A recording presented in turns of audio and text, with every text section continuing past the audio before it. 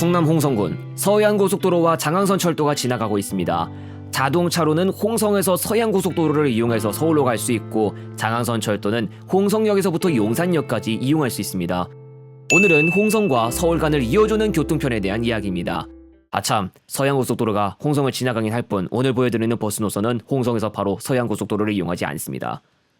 이번에 탈 버스는 18시 30분에 홍성에서 출발하는 일반 버스입니다. 출발 10분 전쯤에 플랫폼에 갔지만 버스 승강문은 열어두지 않고 차량 안에 조명도 꺼져 있네요.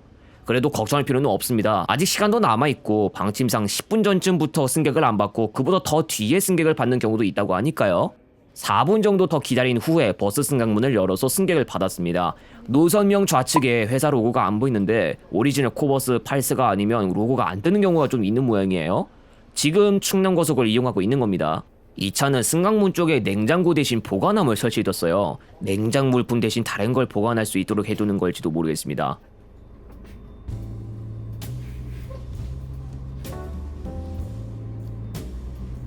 (18시 30분) 플랫폼을 빠져나가고 있습니다. 홍성 종합터미널에서 탄 인원은 저를 포함해서 총 10명이었고 좌석수 여유가 엄청 넘쳐오르죠. 사실 이전 시간대 출발하는 차량편들까지는 제가 미리 살펴봐서 아는데 좌석 여유가 많이 없었는데 아예 다들 이 시간보다 조금 일찍이라도 서울로 올라가는 모양이죠.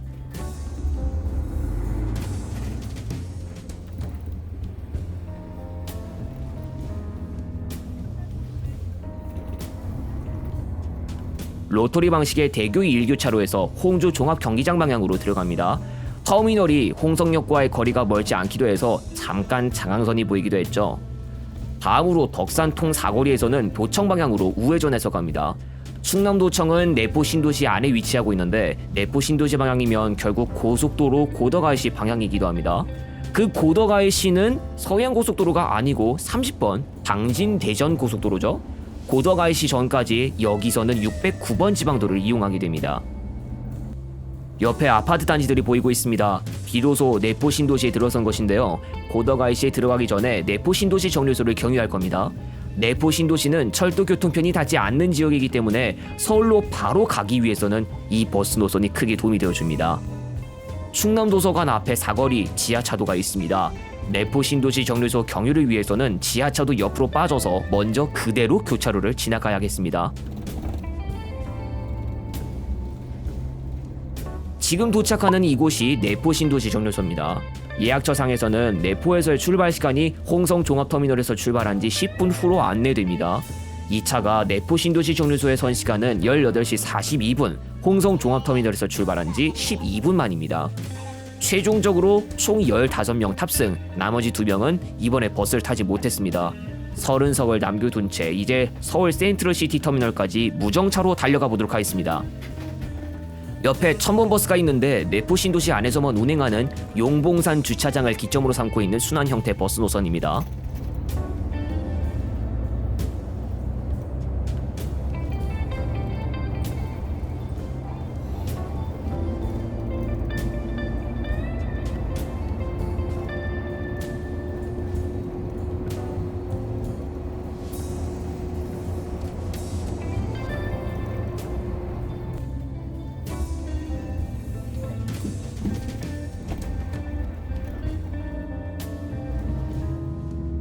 이제 바로 앞에 로터리만 지나면 고덕IC에 닿습니다. 고덕IC를 통해서 당진 대전 고속도로부터 먼저 이용할 겁니다.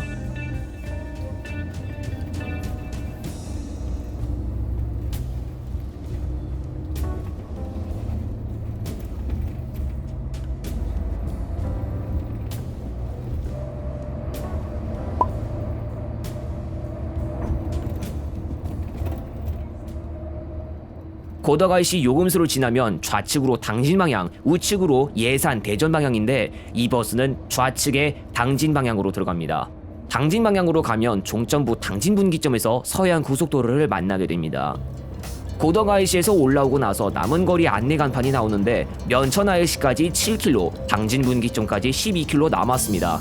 6분 정도만 더 있으면 당진 분기점에 다다른다는 이야기죠.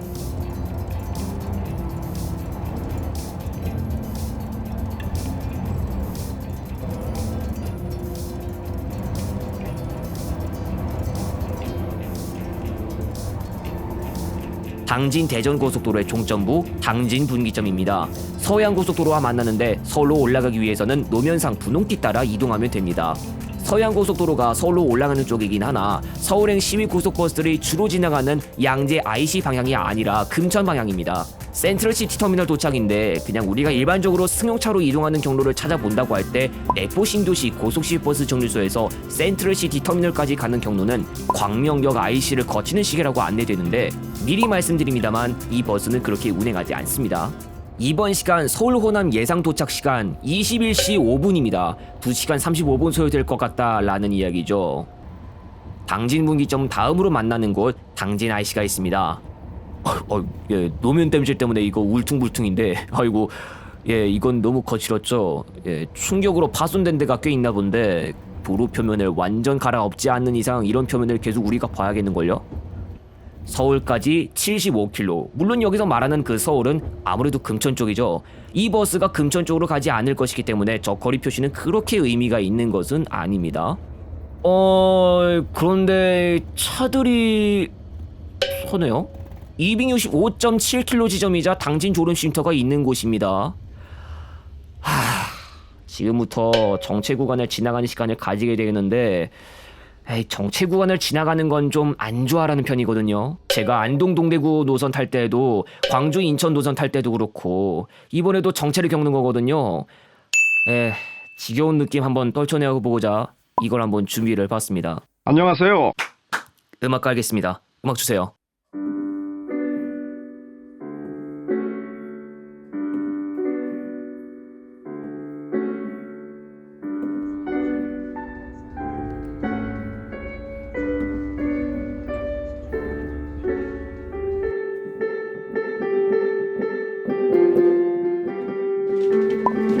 야!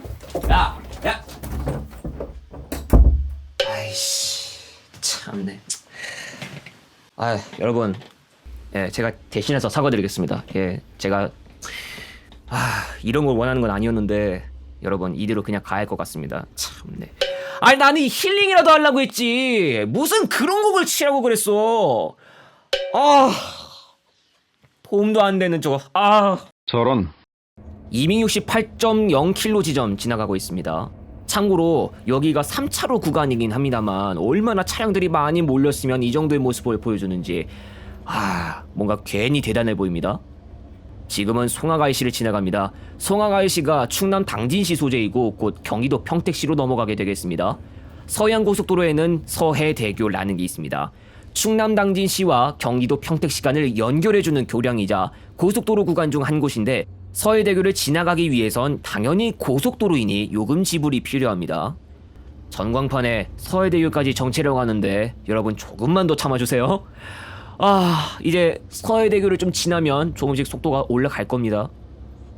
274.6km 지점, 이제 슬슬 서해대교로 들어가는 지점입니다.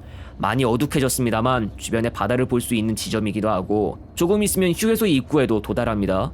휴게소 옆에 아웃렛도 있는가 본지 아웃렛 안내도 있어요.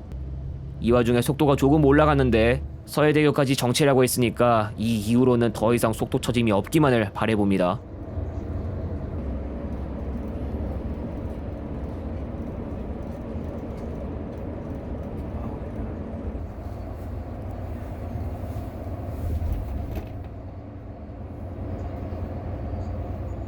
지금 보이는 게 평택항 부두이죠. 조금 뒤에 나오는 서평택 IC를 통해서 평택항으로 바로 넘어가는 게 가능할 것 같아 보입니다.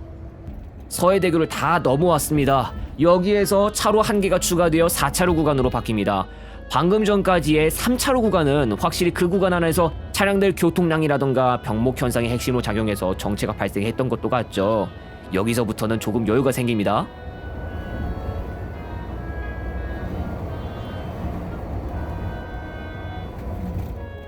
곧 있으면 서평택 분기점입니다. 153번 40번 고속도로와 만나는 지점입니다. 이 버스가 서울로 향하는 버스입니다만 서해안 고속도로 이용은 여기까지만 하고 다른 고속도로로 바꾸어 탑니다. 노면상 분홍띠가 40번 고속도로 제천 방향인데요. 송탄 IC나 안성 분기점 방향으로 갈 수 있는 고속도로가 되겠습니다. 제가 인천 광주 노선을 이용할 때는 정반대 방향으로 이용했던 그 구간이기도 했죠. 약 1km 앞에 평택 휴게소입니다.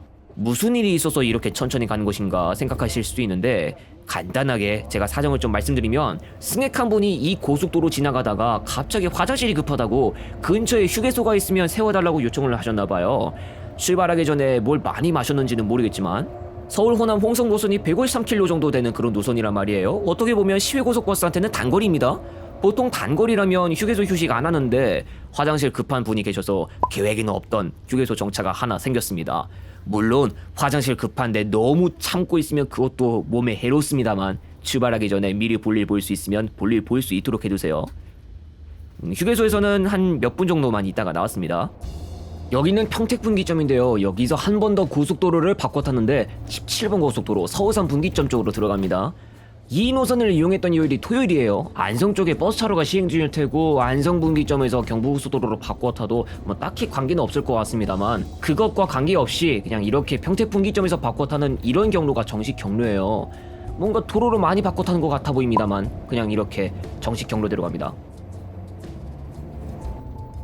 어연 IC를 지나면 북평택 요금소를 만납니다. 오성 IC나 어연 IC에는 따로 요금소가 설치되지 않아 있고 아무래도 이쪽 요금소에서 일괄적으로 처리를 하는 것으로 보이죠? 다만 이 버스가 평택 분기점을 통해서 들어온 것이라 요금소 통과 자체는 평택 분기점에 이어서 두 번째로 하는 겁니다. 요금소를 지나고 나면 화성시로 접어들게 되고 앞으로 남은 거리는 향남 IC까지 기준으로 7km입니다. 여기서부터 양감 IC, 향남 IC, 서오산 분기점 순으로 이어집니다. 우측 차로에 차량들이 줄지어 이동하고 있는데 바로 이번에 나올 곳이 서오산 분기점입니다. 서오산 분기점을 앞두고 미리 우측 차로로 나와서 이동을 한 것으로 보입니다. 400번 고속도로, 수도권 제2순환 고속도로 이용이 가능한데 마도 분기점 방향이나 곤지암 분기점 방향으로 갈 수 있습니다. 물론 간판에서는 곤지암이나 마도 방향으로 안내하고 있지 않지만 아무튼 그 지점까지는 이동 가능합니다. 오산 휴게소를 앞둔 지점에서 앞으로 동탄 분기점까지는 7km가 남았습니다.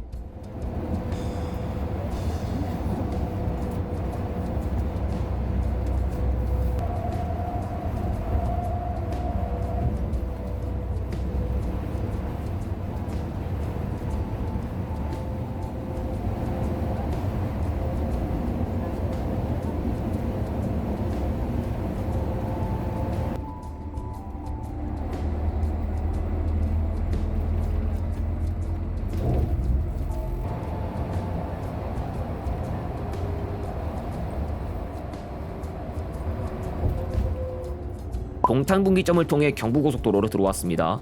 여기가 기흥 IC 방향인데 이쪽 구간은 고속도로 지하화 구간에 해당되어서 현재 기준으로는 기흥 IC 및 서울 방향이 경부 동탄 터널을 지나가도록 하고 있습니다. 시간상으로 30초가 안 되는 길이지만 경부 동탄 터널을 지나가는 장면을 잠시 감상해 봅시다.